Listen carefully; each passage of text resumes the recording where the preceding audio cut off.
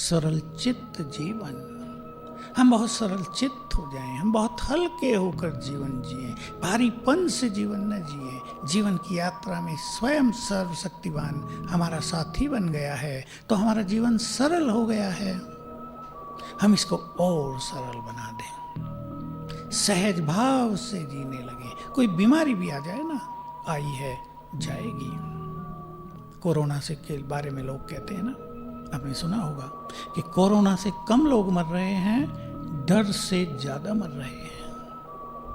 तो हमें डरना नहीं है, सरल चित्त बनना है। जो कुछ हो रहा है वही होना है, वही सत्य है। कल्प कल्प हुआ है, हमने ये खेल हजारों बार देखा है, करोड़ों बार देखा है, नथिंग न्यू।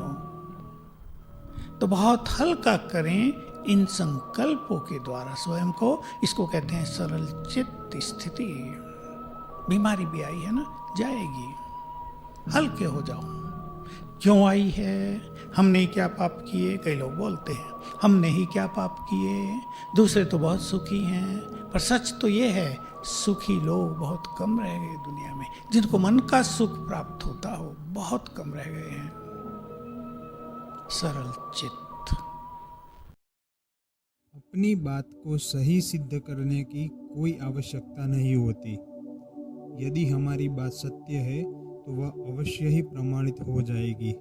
हो सकता है कि इसमें समय लगे, पर सत्य उजागर जरूर होता है। हमें दूसरों के साथ सदा वैसा ही व्यवहार करना चाहिए जैसा हम स्वयं के लिए चाहते हैं। फिर भी इस बात को भूलकर और क्रोध, अहंकार या ईर्ष्या के वश होकर कई बार हम सामने वाले व्यक्ति के प्रति अपशब्दों का प्रयोग करते हैं। हमें ऐसा लगता है कि ऐसे कटु शब्द उसका अपमान करने में सहायक होंगे, जबकि होता इसके विपरीत है। हमारे कटु वचन केवल हमारी मानसिकता का प्रदर्शन करवाने में सहायक होते हैं। कई लोग तो अपनी भाषा में बात बात पर गाली का प्रयोग करते हैं, जो बहुत ही गलत है। इसलिए हमेशा सोच समझ कर बोले।